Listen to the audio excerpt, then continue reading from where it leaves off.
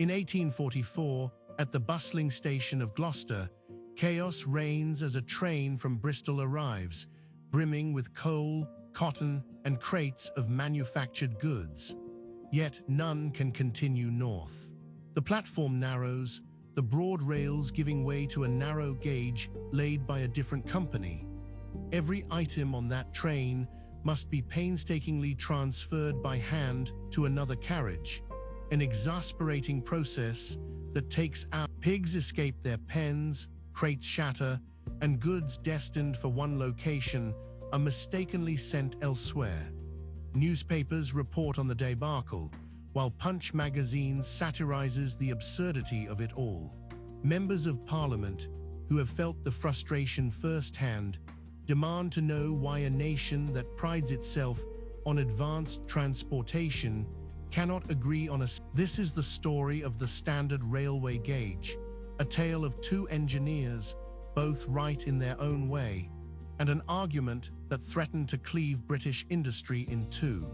It is the story of Isambard Kingdom Brunel, an engineer who chose a wider gauge that would define his career, yet still lost the battle of the networks. Brunel, just 27, had sound engineering reasons for his choice. For almost 50 years, Britain endured the consequences of a railway network that clung to a gauge the rest of the country had moved away from. The gauge that trains arriving in Gloucester travelled upon, 4 FT8 and 1 in, stemmed from the coal mines of northeast England, where horse-drawn wagons ran on wooden and iron rails, spaced to match. George Stephenson, raised among those collieries, built locomotives for the Stockton and Darlington Railway, the first public railway to utilize steam for general traffic. He chose the gauge he knew, altered slightly to ease wheel binding, setting it firmly at 4 FT8. 5 years later, Stephenson established the Liverpool and Manchester Railway, showcasing steam railways' potential to connect major cities with unparalleled speed. Every company that hired Stephenson or his proteges followed suit, adopting the same specification. By 1833, the Great Western Railway set out to connect London to Bristol, inheriting a vast network of Stephenson's gauge already in operation. The Great Western Railway appointed Isambard Kingdom Brunel, who believed the standard gauge was insufficient. Unlike Stephenson, Brunel had trained under his father, Mark Brunel, on the Thames Tunnel, the most ambitious underwater engineering endeavor. Through floods and crises, Brunel learned to trust his calculations over convention. As chief engineer for the Great Western Railway, he saw the gauge not as a fixed limit, but as one of many possibilities, initially chosen for reasons that had nothing to do with high-speed passengers. Brunel argued for a wider gauge, allowing for larger boilers and bigger wheels, resulting in greater stability and comfort at speed. He proposed a gauge of 7 FT, nearly half again wider than Stephenson's. Brunel calculated that this would enable the Great Western Railway to run faster and smoother than any. This was not a baseless claim. Broad gauge worked exceptionally well. The Great Western Railway flourished under Brunel's design, earning a reputation for speed and comfort. Yet, Brunel was building into a country already entrenched in a different railway system. For years, the Great Western Railway's gauge issue remained theoretical. It connected London to Bristol, requiring no interaction with the standard gauge lines. But railways do not remain isolated. They spread outwards from established networks, leading to inevitable encounters between the two. The first collision occurred at Gloucester, where the Bristol and Gloucester Railway, an extension of Brunel's broad gauge, met the Birmingham and Gloucester Railway, built to Stephenson's standard. A passenger could travel by rail from Bristol to Birmingham, but freight could not, as items were forced to be manually transferred at the transshipment shed at Gloucester quickly became a national embarrassment.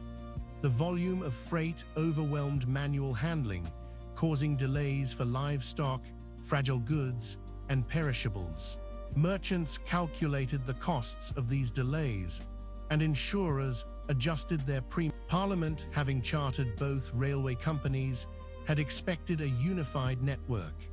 In 1845, it appointed a royal commission on railway gauges, tasked with determining the national standard for future railways across The Commission's task was not to rebuild existing tracks, but to prevent further complications. They arranged a direct comparison in December 1845, timing locomotives from each gauge over measured distances, assessing speed, stability, and ride. Broad gauge triumphed in the trials. Brunel's 7FT locomotives outpaced their standard gauge competitors, proving the validity of his engineering choices. Yet, despite the evidence, the Commission recommended standard. The decision was not based on performance, but on practicality. By 1845, 1,900 miles of railway were built to Stephenson's gauge, compared to only 270 miles of Brunel's. Converting the larger network to match the smaller would disrupt traffic and waste infrastructure, forcing the Commission to favor the gauge. Parliament enacted the Railway Regulation Gauge Act in 1846, mandating that new railways adopt Stephenson's gauge of 4 FT8 and 1 2in. However, the Act allowed for exceptions, permitting existing broad gauge lines and their extensions to continue. The Great Western Railway was not compelled to convert, but it was barred from expanding in a direction that might have allowed broad gauge to evolve into the dominant system. The battle lines were drawn, and the future of Britain's railway network. Brunel persevered, building broad gauge for another 2 decades. The Great Western Railway pushed its 7-foot rails through Devon and into Cornwall during the 1850s and 1860s, expanding a network already deemed incapable of becoming the national standard.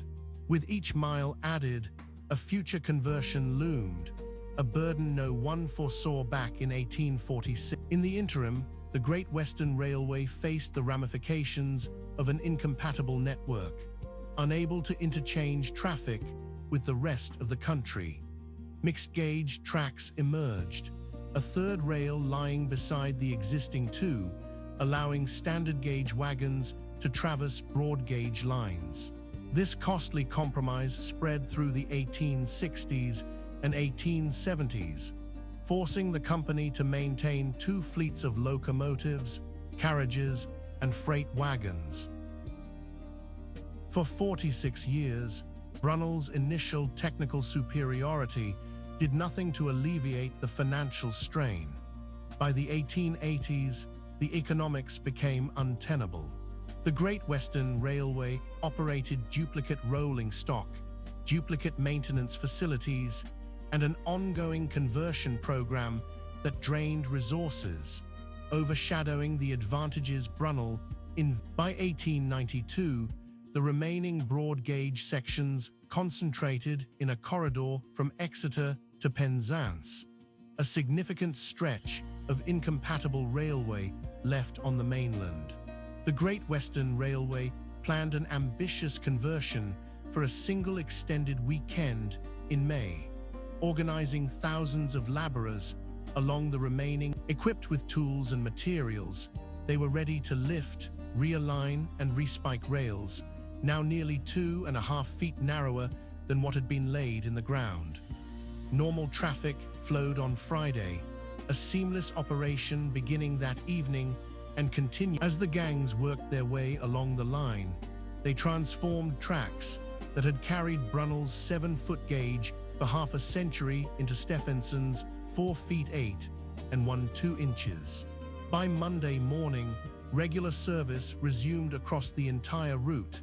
Now, the conversion took just 1 weekend to complete, yet it took Britain 46 years to acknowledge the necessity of this change. starting from the Gauge Act of 1846. Brunel had passed away in 1859, 33 years before his broad gauge vanished from the network he had crafted.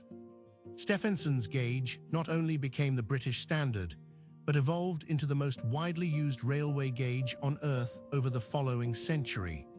Railways in the United States, much of Europe, China, and beyond converged on the same 4 feet 8 and 1/2 inches, a width derived from coal cart wagonways in northeast England. Today, more than half of the world's railway tracks operate on this gauge, not because it was proven optimal, but because enough track had already been laid.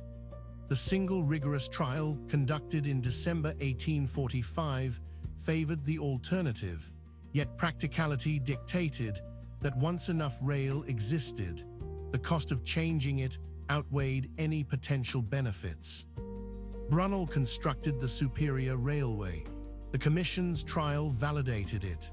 However, Britain's pressing question in 1845 wasn't which gauge performed best in isolation, but which gauge could become universal, given this recurring lesson in the history of technical standards is exemplified by the Gauge War. A standard isn't victorious because it represents the best engineering solution. It prevails because the world has built around it, rendering change too costly. Stephenson's gauge wasn't chosen for its correctness, but because it was already in place, carrying traffic, while Brunel's better alternative remained mired in debate. Brunel didn't lose to a superior idea. He was outpaced by a head start. The transshipment shed at Gloucester, once a chaotic symbol of the gauge problem, no longer exists. The junction remains, with trains now passing through on a single continuous gauge, as merchants had long pleaded. No longer must goods be unloaded at Gloucester, as the gauges harmonize. A freight train from Plymouth and another from Newcastle traverse the same rails, spaced precisely 4 feet 8 and 1/2 inches apart, echoing a history that stretches back to horse carts. Brunel's 7-foot gauge has vanished, while Stephenson's accident of colliery geometry now constitutes more railway track than any other measurement on Earth. The outcome, once uncertain, became inevitable the moment enough track had been laid.